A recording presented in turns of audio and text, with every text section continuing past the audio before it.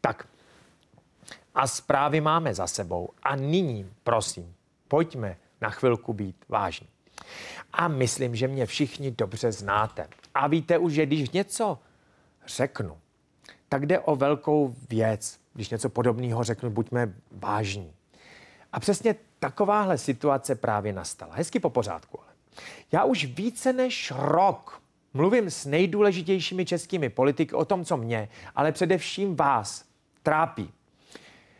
Mimo jiné, byl jsem první, který v Česku otevřel téma oligarchů a jejich triků, jak prostě vysávají z českého státního rozpočtu peníze nalomením zákonu, třeba o těch solárních elektrárnách, nebo si přihrají další kšeftík z nějaké zakázky, veřejné zakázky, stavby a tak dále a tak dále.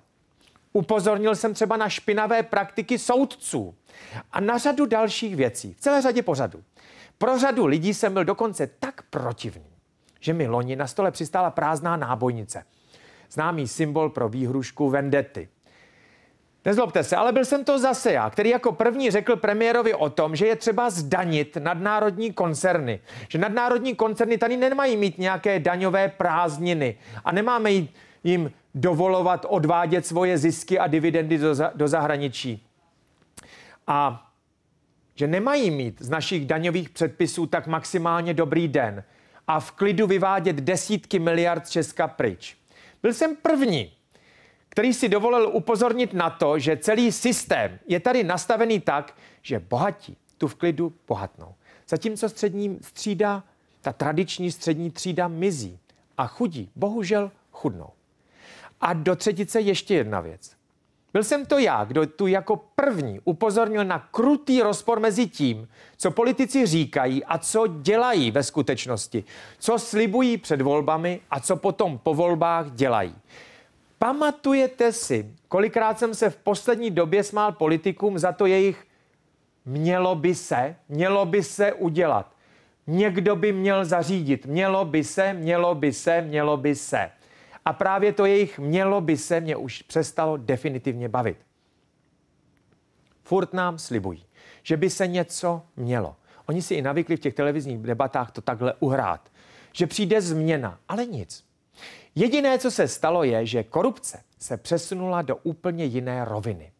Dnes se neuplácí úředníci, dnes se ohýbají už celé zákony tak, aby to vyhovovalo úzké partě politiků a samozřejmě jejich biznisových kamarádů a českých oligarchů, kteří se tak rádi chlubí, že jsou nad věcí, že zbohatli naprosto čistě, bez zásahu politiků a tak dále a tak dále.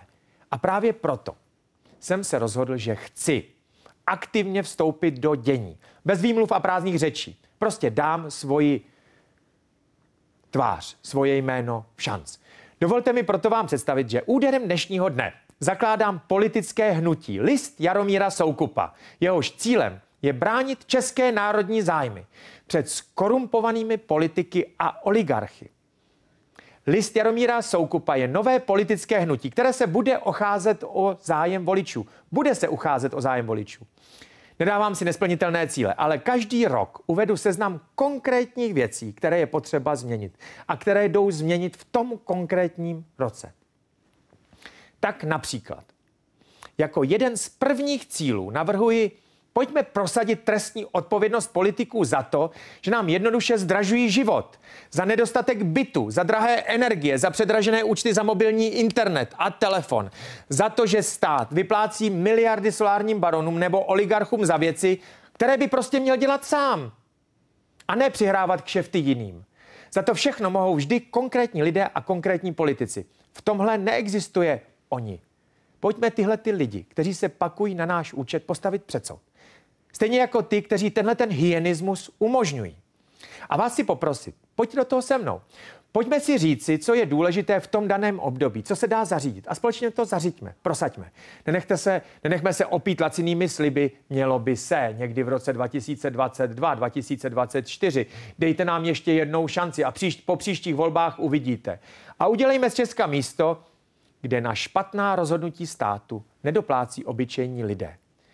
Nenechte mě prosím v téhle snaze samotného, protože jinak tu na dosmrti budeme muset žít o ním mělo by se někdy. Tak prostě buďme vlastenci a braňme české národní zájmy.